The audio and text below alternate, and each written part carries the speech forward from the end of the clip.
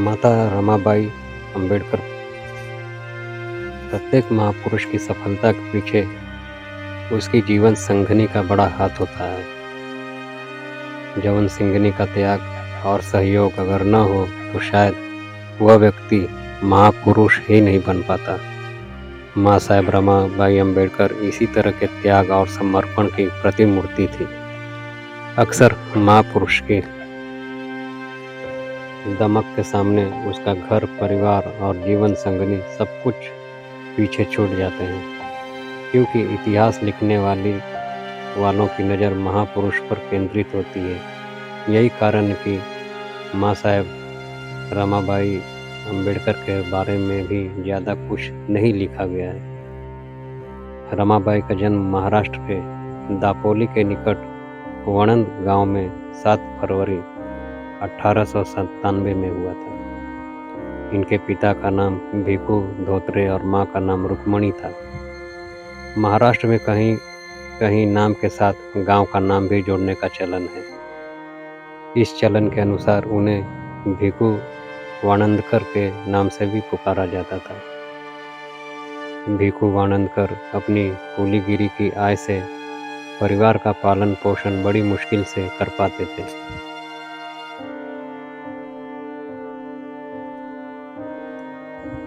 रमाबाई के बचपन का नाम रामी था। रामी की 2 बहनें, बड़ी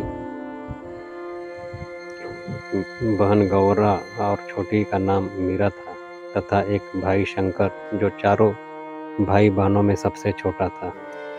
बचपन में ही माता पिता की मृत्यु हो जाने के कारण रामी और उनके भाई बहन अपने मामा और चाचा के साथ बम्बई में भायखला आकर रहने लगे थे।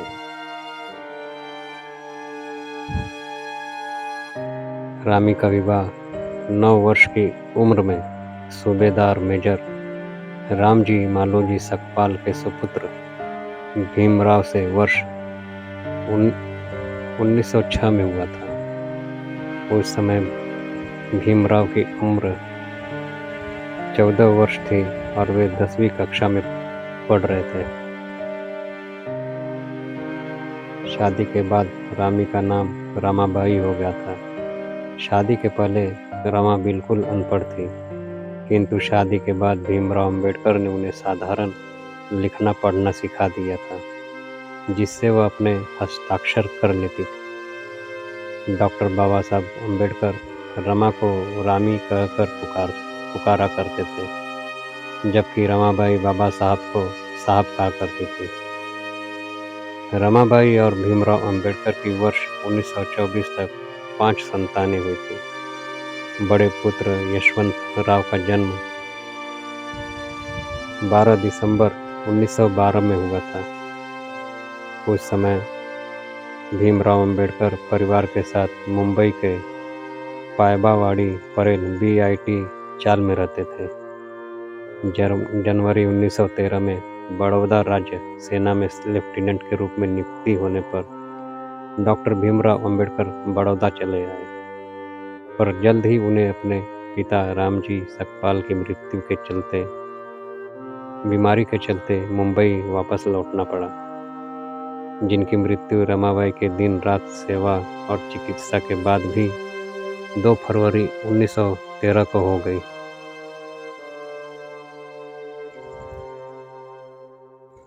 पिता की मृत्यु के बाद भीमराव उच्च शिक्षा के लिए विदेश गए थे। वे 1914 से 1923 तक करीब 9 वर्ष विदेश में रहे थे। बाबा साहब डॉक्टर अंबेडकर जब अमेरिका में थे, उस समय रमाबाई ने बहुत कठिन दिन व्यतीत किए। पति विदेश में हो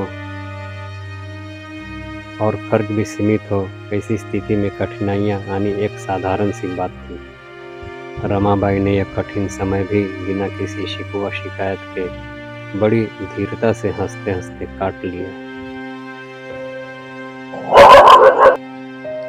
दिसंबर 1940 में बाबा साहब डॉक्टर भीमराव अंबेडकर ने जो पुस्तक थॉट्स ऑफ पाकिस्तान लिखी, वो पुस्तक उन्होंने अपनी पत्नी रामो को ही भेंट की। भेंट के शब्द इस प्रकार थे।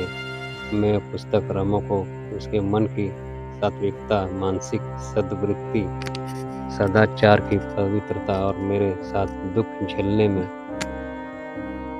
अभाव व परेशानी के दिनों में जबकि हमारा कोई सहायक न था, अति सहनशीलता और सहमति दिखाने की प्रशंसा स्वरूप भेंट करता हूँ। उपरोक्त शब्दों से स्पष्ट है कि माता रमाई ने बाबा साहब डॉक्टर अम्बेडकर का किस प्रकार संकट के दिनों में साथ दिया और बाबा साहब के दिल में उनके लिए कितना प्यार और प्रेम था। बाबा साहब डॉक्टर अम्बेडकर जब अमेरिका गए तो माता रमाई गर्भवती थी। उन्होंने एक लड़के रमेश को जन्म दिया, परंतु वह बाल्यावस्था में ही चल बसा। बाबा साहब के लौटने के बाद एक अन्य लड़का गंगाधर उत्पन्न हुआ, परंतु उसका भी बाल्यकाल 2.5 साल की अल्पायु में ही देहावसान हो गया। गंगाधर की मृत्यु की हृदय विदारक घटना का जिक्र करते हुए एक बार बाबा साहब ने अपने मित्र को बतलाया था कि ठीक से इलाज न हो पाने से जब गंगाधर की मृत्यु हुई तो उसकी मृत देह को ढकने के लिए गली के लोगों ने नया कपड़ा लाने को कहा, मगर उनके पास उतने पैसे नहीं थे। तब रमा ने अपनी साड़ी को से कपड़ा फाड़ कर दिया था। वही मृतदेह को उठाकर लोग शमशान घाट ले गए तो पार्थिव शरीर को दफनाया। उनका एकलौता बेटा यशवंत ही था, परंतु उसका भी स्वास्थ्य खराब रहता था। माता रमाई यशवंत की बीमारी के कारण पर्याप्त चिंतातुर रहती थी, परंतु फिर भी वह इस बात का पूरा ध्यान रखती थी कि बाबा साहब डॉक्टर अम्बेडकर के कार्यों में कोई विघ्न न आए और उनकी पढ़ाई में बाधा न उत्पन्न हो। माता रमाई अपने पति के प्रयत्न से कुछ लिखना पढ़ना भी सीख गई थी। साधारणतः महापुरुषों के जीवन में यह एक सुखद बात होती रही है कि उन्हें जीवन साथी बहुत ही साधारण और अच्छे मिलते रहे। बाबा साहब ऐसे ही भाग्यशाली महापुरुषों में से एक थे जिन्हें रमाबाई जैसी बहुत ही नेक और आज्ञाकारी जीवन साथी मिली। इस मध्य बाबा साहब अम्बेडकर के सबसे छोटे बेटे ने जन्म लिया। उसका नाम राजरतन रखा गया। वह अपने इस पुत्र को बहुत लाड़ प्यार करते थे। राजरतन के पहले माता रमाई ने एक कन्या को जन्म दिया जो बाल्यकाल में ही चल बसी थी। माता रमाई का स्वास्थ्य खराब रहने लगा, इसलिए उन्हें दोनों लड़कों यशवंत और राजरतन सहित वायु परिवर्तन के लिए धारवाड़ भेज दिया गया। लेकिन सबसे छोटा पुत्र राजरतन की भी मृत्यु 19 जुलाई 1926 को हो गई। बाबा साहब की ओर से अपने मित्र श्री दत्तोबा पवार को 16 अगस्त 1926 को लिखा पत्र बहुत दर्द भरा है। उसमें एक पिता का अपनी संतान के वियोग का दुख स्पष्ट दिखाई देता है। हम 4 सुंदर, रूपवान और शुभ बच्चे दफन कर चुके हैं। इनमें से 3 पुत्र थे और 1 पुत्री। यदि वे जीवित रहते तो भविष्य उनका होता। उनकी मृत्यु का विचार करके हृदय बैठ जाता है। हम बस अब जीवन ही व्यतीत कर रहे हैं। जिस प्रकार सिर से बादल निकल जाता है, उसी प्रकार हमारे दिन झटपट बीतते जा रहे हैं।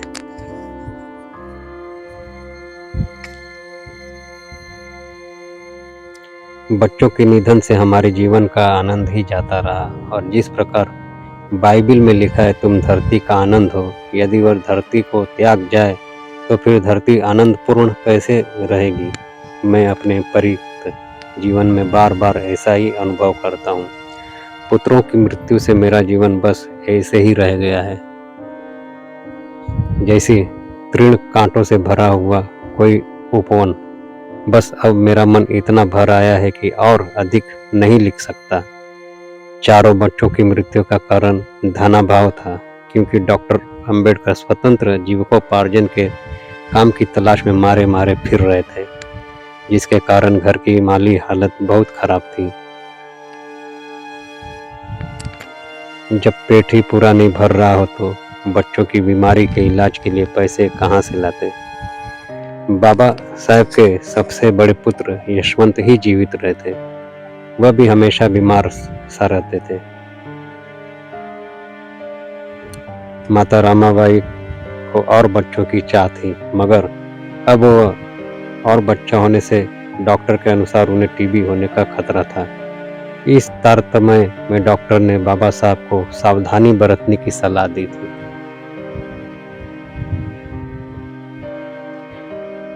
भीमराव अंबेडकर हमेशा ज्ञानार्जन में रत रहते थे। ज्ञानार्जन की तड़प उनमें इतनी थी।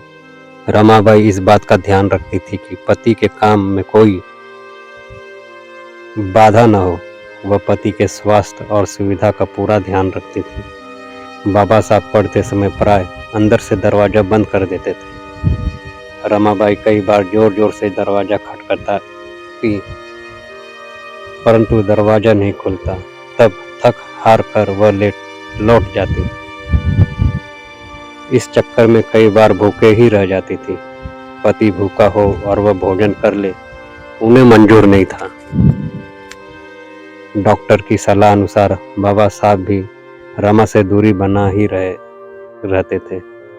कई बार नहीं आते थे, ऑफिस में ही रहते थे। रमा की घर गृहस्थी के शुरू का जीवन लंबी आर्थिक तंगी का रहा था। तंगी की हालत ये थी कि दिन भर मजदूरी करने के बाद शाम को वह घर से 3-4 किलोमीटर दूर जाकर गोबर बीन कर लाती थी।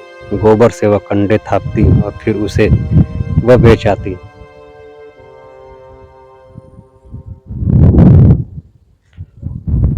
पास पड़ोस की स्त्रियां टोकती कि बैरिस्टर की पत्नी होते हुए भी वह सिर पर गोबर ढोती हैं।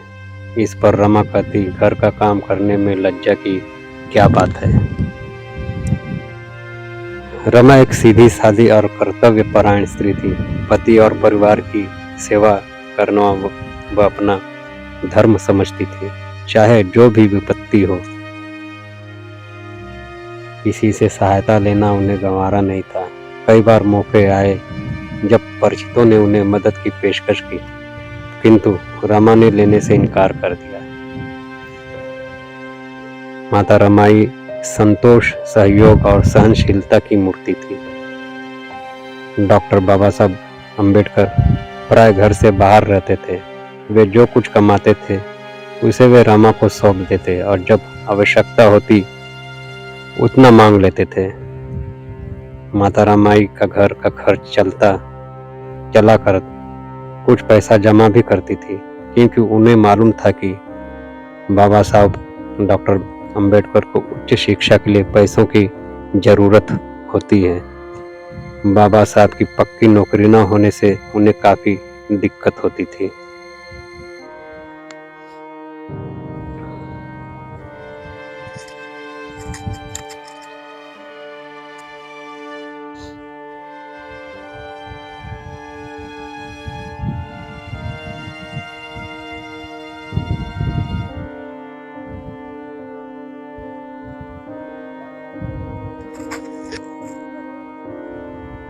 जहाँ तक डॉक्टर अंबेडकर के सामाजिक आंदोलनों में सहभागिता की बात है, माता रमाई ने ऐसे कई आंदोलनों और सत्याग्रहों में शिरकत की थी। वैसे भी डॉक्टर अंबेडकर के आंदोलनों में महिलाएं जमकर भाग लेती थी। माता रमाई अपने अथक प्रयासों और परिश्रम से डॉक्टर अंबेडकर के मुक्ति संघर्ष जुड़ते हुए उनके साथ दलित समाज की चेतना संपन्न करने के लिए प्रयत्नशील रही। वह लगातार, जब डॉक्टर अंबेडकर विदेश में थे, तो उनके साथ पत्र व्यवहार और देश में होने पर प्रत्यक्ष माध्यम से दलित समाज के प्रश्नों को लेकर विचार विमर्श करती थी। वह दलित महिला बैठकों की अध्यक्षता करते हुए महत्वपूर्ण आंदोलनों से जुड़ी रही। दलित समाज के लोग रमाबाई को आई साहब और डॉक्टर बाबा साहब को बाबा साहब कहकर पुकारा करते थे।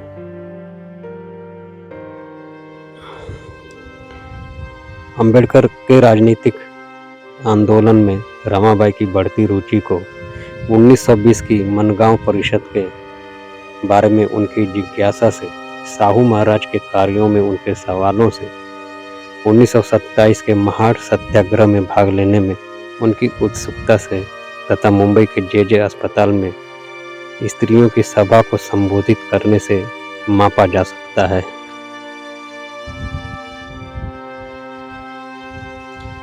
महाड़ सत्याग्रह के बाद उन्होंने दलित महिलाओं को सवर्ण स्त्रियों की तरह साड़ी बांधना सिखाया। 1920 में लंदन जाने के पहले अंबेडकर ने श्राद्ध के कार्यक्रम का आयोजन किया, पिता की बरसी पर, और हिंदू कर्मकांडों की परंपरा तोड़ने के लिए ब्राह्मण भोज न कराकर वंचित जाति के लिए स्थापित छात्रावास से 40 छात्रों को भोज के लिए आमंत्रित किया। रमाबाई ने परंपरागत मिठाइयाँ परोसने की योजना बनाई थी, लेकिन बाबा साहब ने तर्क दिया कि इन छात्रों को मांस व मछली परोसी जानी चाहिए, जो उन्हें छात्रावास के भोजन में नहीं मिल पाती है। रमाबाई पहले तो इस तर्क से बहुत क्षुब्ध हुई और श्राद्ध की रीतियों में पूरन पोली की बजाय मांस भोज पर प्रश्न उठाने लगे, किंतु बाद में उन्होंने अंबेडकर के कहे अनुसार ही किया। जब बाबा साहब दादर के मकान राजगृह, जो रेलवे लाइन के निकट था, में रहते थे, एक बार बाबा साहब के एक मित्र ने पूछ लिया कि उन्होंने अपने रहने के लिए स्थान रेलवे लाइन के इतना निकट क्यों चुना। क्या इससे आपके ध्यान में विघ्न नहीं पहुंचता और पढ़ाई में बाधा नहीं पहुंचती। इस पर बाबा साहब कुछ कहते इसके पहले ही पास खड़ी रमा ने जवाब दिया, क्यों बेकार की बात करते हैं, बड़ी मुश्किल से तो हमने यह बसेरा बनाया है, इसे भी आप मन से उतार रहे हैं। जब साहब पढ़ने बैठते हैं तो उन्हें आंधी तूफान भूख प्यास किसी चीज की कोई सुध नहीं होती, तो रेल के इंजन की आवाज कहाँ से सुनाई देगी। रमाबाई की इस हाजिर जवाबी को डॉक्टर अंबेडकर और उनके मित्र देखते रह गए थे। राजगुरु की भव्यता और बाबा साहब की चारों ओर फैली कीर्ति भी रमाबाई की बिगड़ती तबीयत में कोई सुधार न ला पाई। उल्टे वह पति की व्यवस्था और सुरक्षा के लिए बेहद चिंतित दिखी। कभी कभी वे उन लोगों को डांट लगाती जो साहब को उनके आराम के क्षणों में मिलने आते थे। रमाबाई अपनी इस बीमारी की हालत में भी डॉक्टर अंबेडकर की सुख सुविधाओं का पूरा ध्यान रखती थी। उन्हें अपने स्वास्थ्य की उतनी चिंता नहीं होती थी जितनी कि पति को घर में आराम पहुंचाने की।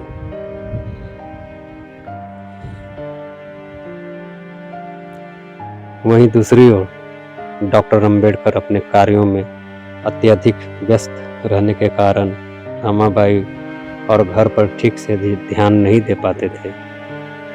एक दिन उनके पारिवारिक मित्र उपशाम गुरुजी ने रमाबाई ने अपना दुखड़ा का सुनाया। गुरुजी, मैं कई महीनों से बीमार हूँ। डॉक्टर साहब को मेरा हाल चाल पूछने की फुर्सत नहीं है। वे हाई कोर्ट जाते समय केवल दरवाजे के पास खड़े होकर मेरे स्वास्थ्य के संबंध में पूछते हैं और वहीं से चले जाते हैं। क्या यही पति का कर्तव्य है? पत्नी की भी कुछ आशाएं होती हैं। उनके ऐसे व्यवहार से मेरा मन बड़ा दुखी होता है। आप ही बताइए, इस प्रकार मेरा स्वास्थ्य कैसे ठीक रह सकता है। उप शाम गुरुजी ने राजगृह की ऊपरी मंजिल पर अपने कमरे में अध्ययनरत बाबा साहब को जब यह बात बतलाई तो उन्हें बड़ा दुख हुआ। पुस्तक से ध्यान हटाते हुए बाबा साहब ने कहा, उपशाम, रामू के इलाज के लिए मैंने अच्छे डॉक्टरों और दवा की व्यवस्था की है। दवा आदि देने के लिए उनके पास उनका लड़का, मेरा भतीजा और उनका अपना भाई भी है। फिर भी वह चाहती हैं कि मैं उनके पास बैठा रहूं। यह कैसे संभव है। मेरी पत्नी की बीमारी के अलावा इस देश के 7 करोड़ अछूत है जो उनसे भी ज़्यादा सदियों से बीमार है। वे अनाथ और असहाय हैं। उनकी देखभाल करने वाला कोई नहीं है। मुझे रमा के साथ साथ इन 7 करोड़ अछूतों को भी चिंता है। रमा को इस बात का ध्यान होना चाहिए। यह कहते कहते बाबा साहब का गला भर आया था।